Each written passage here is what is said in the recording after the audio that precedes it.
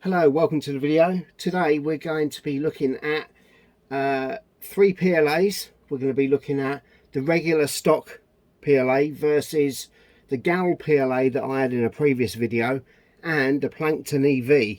And we're just going to be looking at see if we can find any differences with them. I don't expect there to be much because they all work. But given the problems I've had, I thought I'd do a bit of a compare. Now, what we're going to be doing today is we're going to be looking at the CAS delay between the CAS from the VIC and the CAS RAM to the chip, which is routed through the PLA for a propagation delay. Also, we're going to be looking at the voltage levels used and the rise and fall time. Now, the rise and fall time on a signal, especially a digital signal, is quite important, because if you've got a very long rise time, you may clip another signal, so they might meet above the 1.3 volt threshold, and yeah, something's not.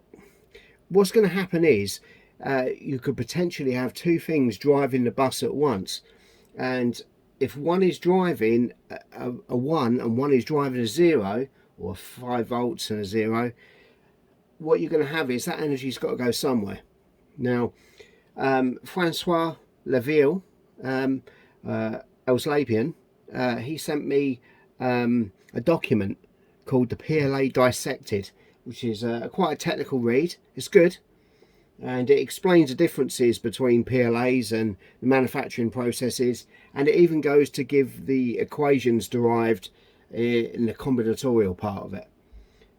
So PLAs, really, they don't have an awful lot to them as such. They're not clocked. They literally are combinatorial logic.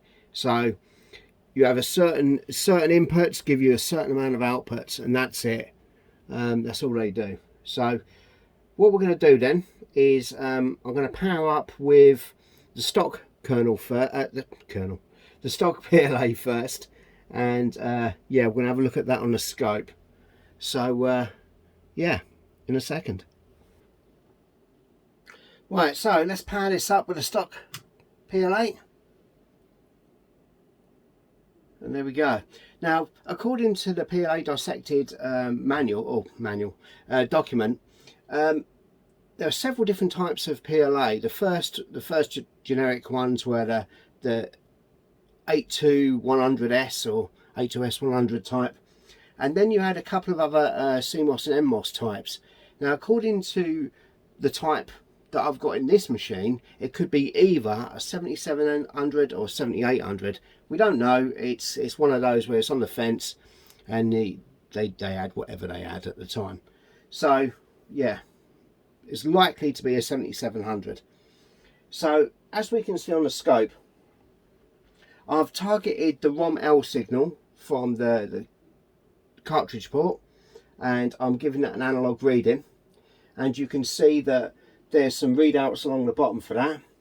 We've got the rise and fall time, and we've also got a pair of red cursors which give us the time in nanoseconds between the CAS and the CAS RAM.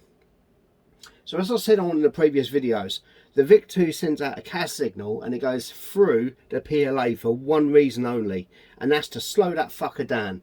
That gives it time for the other stuff to settle and latch up their values before it says, yep, let's do it. Otherwise, you're going to end up with garbage. So right now we're roughly delta X 30 nanoseconds. We can see that the normal voltage in the machine is around 4 volts. Peak to peak value, yeah, it's about 4 volts. So yeah, here we go. Let's have a look at Zach's, and I prefer the cassette version of this. This is a bit simplistic, this cartridge one, but here we go. It's a stock kernel. We don't expect anything to be wrong. Obviously I've had so many problems with the Junker. It's been recapped and everything now. It's working optimally, I believe. I don't think I fucked anything up, but as you can see, there's no glitches or anything, so lovely jubbly.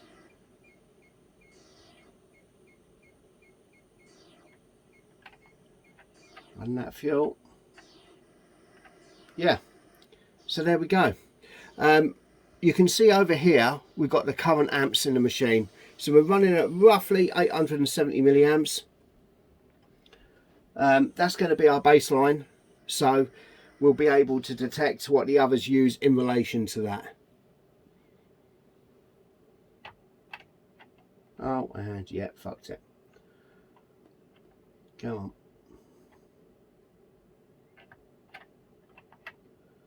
So on the scope, D0 is the CAS line and D1 is the line from the PLA going to CAS RAM. Now that's not always on, but that's because the RAM isn't refreshed at necessarily every cycle. So yeah, look at that. No issue there at all. Right, so what I'm going to do is I'm going to power it down, and then I'm going to power up with the GAL one that worked, not the one that repaired, the one that worked. Although we could have a look at that as well. So yeah, I'm just going to power that down and be back. Right, so here we go. So the first thing we notice is we've got a bit more voltage. We're up at around 4.6, 4.7 volts, which is a bit high, I suppose, but it's working. The CAS to CAS RAM is very fast. That's only 20 nanoseconds, so you know that's 33% quicker, but it's obviously working. Yeah, let's fire this fucker up. Now we know this is going to work. I think Adrian Black did a video on this when the GAL PLAs first come out, and I don't expect it not to work. So yeah, we can see that's all pretty pucker. So we've got a higher voltage than the stock, and we've got a faster CAS than the stock with the GAL PLA. So let's just knock that off, and let's put in the recovered shitty fucking mega amount of grief PLA I had from them last time. So this is the dodgy GAL one.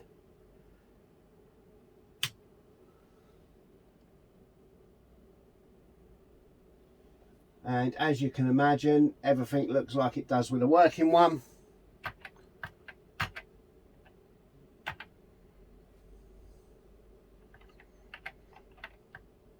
There we go. Lovely. So no issue there really.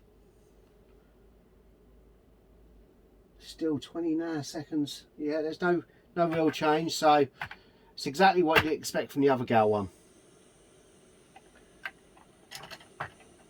Yeah, no grief on there. Excellent. Okay. So next up,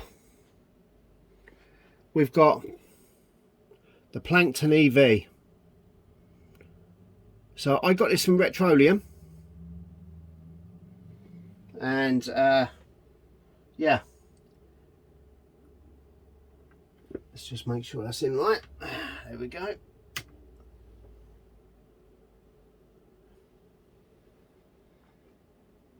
There we go.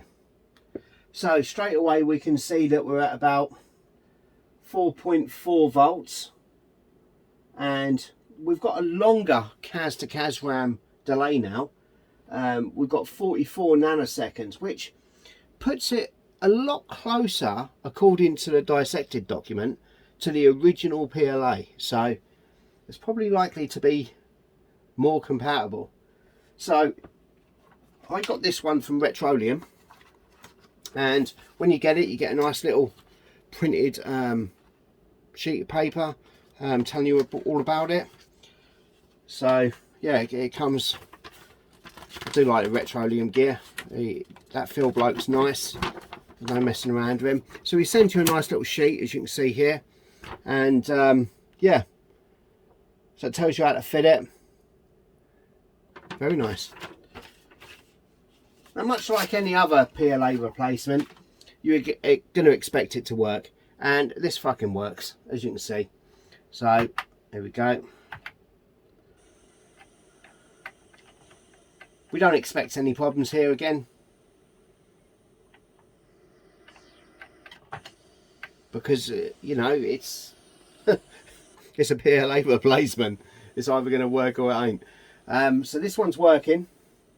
Voltage wise, it's kind of middle of the road. It's not too high as the GAL one, and yeah, it's a bit slower on the CAS to CAS RAM, but I don't think that's a problem because it's actually closer to the original 82S100s. So yeah, let's see if I can get this cartridge out without ripping my hands apart, and we'll try the easy flash in there. That should give it a bit of a workout. Jesus, we'll have to get a cartridge case for that one. Okay, so easy flash. There we go. Now, since all the grief I've had with this bloody junker machine, I've recapped it all. The video quality is very good, as you can see, very good. I'm going for a RetroTink 2X Pro. Superb. And this is only on a, was it an R3? Yeah, an R3 VIC. So it's not even the best one, you know. Right, let's have a look. If we go with E, there we go. Lovely. Go with Armalite. One of the things to notice with the Plankton is the rise and fall times are quite well matched. So, let's just do that. That's loading in. No. Boom. Yeah, so in deference to the other two, the GAL and the stock, yeah, the Plankton seems to have more evenly matched rise and fall times, and that's really important because it's a banging tune, but I'm going to turn this fucker down. Right, now the rise and fall times are really important because you're going to meet at the right place and you're going to get the expected level of performance from it. If you're, as I said at the beginning, if you're switching something very slowly off, it can actually catch before the other signal clears. So what I'm going to do now is I'm just going to let this heat up a bit, and I'm going to let it run. So I'm going to bust out the old thermal camera, and then we're going to see how hot these fuckers get. But so far the Plankton seems to be using less power, and it's got a nicer rise and fall time. So yeah, so we'll just we'll leave this here for a minute, and then we're going to let it heat up and then see what it reads. Right, so here we are back again. Got the thermo camera out. Now let's have a look, see what we've got here.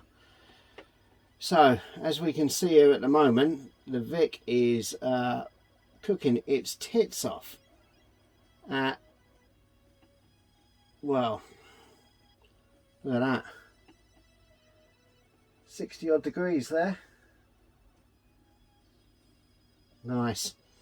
The SID next to it is also having a little party there, 50 odd degrees. And the CPU is running at, well, again, 50 odd degrees. But this is the Plankton. Holy shit, 36 degrees. So, yeah. Well, that's really good. Current draw is with this cartridge in is 910 milliamps. So yeah. Right. What I'm going to do now is power down and power up with the GAL PLA and see what we get with that. Right, so here we are. We've got the GAL PLA in there. That's been cooking its tits off for a little while. So let's have a look and see what that is. So, yeah.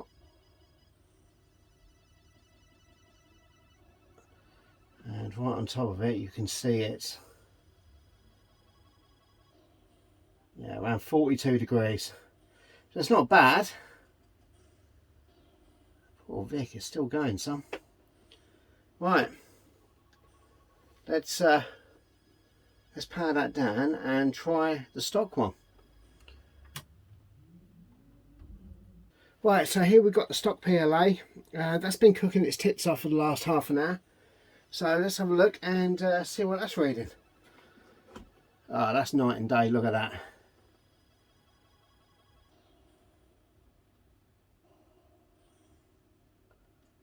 That's what? Around 45 in the middle there. It's hard to get a... Yeah, 45.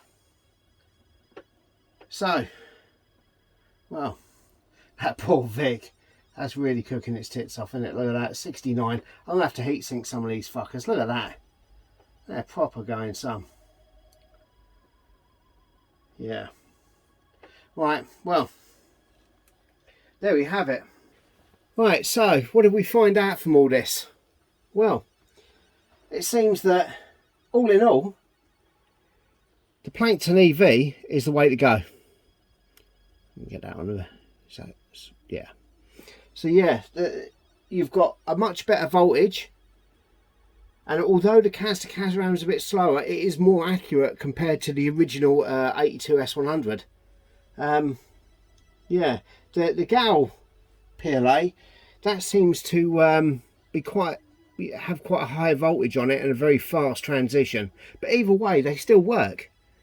So realistically, I mean, the GAL PLA is, if you're someone that wants to just build something up and you've got the time or the capability, there's nothing wrong with it. Absolutely nothing, and it will work. But, and this is the big but now, it is faster than a real PLA. The voltages are a bit hotter than a real PLA, and it's twice as prone to failure because you've got 2 fucking chips on it. That's the reality. When you pick up the Plankton EV, you've got better voltage, looser CAS timing, it doesn't get as hot, and arguably it's going to last, well, that's got 2 chips on it as well, but it's going to last longer. You're not using old GAL type technology, and the GAL chips on there, they've been around donkeys. So yeah, for me, I'm going to go with the Plankton going forward. If I need another PLA, that's what I'm going to get, a fucking Plankton. I've got a few of these and I've got no problem testing with them, but I really don't want to stick one in a 64, forget about it for 5 years, turn it on and watch it fucking just lose its crumpets. If I get one of these, I know that if I put it in and it works, it's done. It's a done deal. I don't have to worry about it again. So that's pretty much where I got to. Now I know there's lots of other PLAs on the market. Yeah, they're all going to do a job. They're going to act like a PLA. The people I've spoken to over the years have ranked the Planktons, which is why I got one. But there are others out there. I've not tried any myself personally, except the GAL PLA. So yeah, that's pretty much it. At least I know now that the Junker ain't gonna fucking lose its shit. So it all seems to be soak tested all right. Yeah, so hopefully I can put this PLA thing to bed for now. I have got another PLA I'll be testing in a future video, and that's for the +4. Now I know you can get the GAL PLAs for the +4 as well, because I've made a batch of them. The problem is the depth. They're just so deep, and in the +4 you've got fuck all space. So I will be testing that in a future video. So yeah, well, there we have it. All I can say now is check the description for some other channels to check out, and thanks for watching.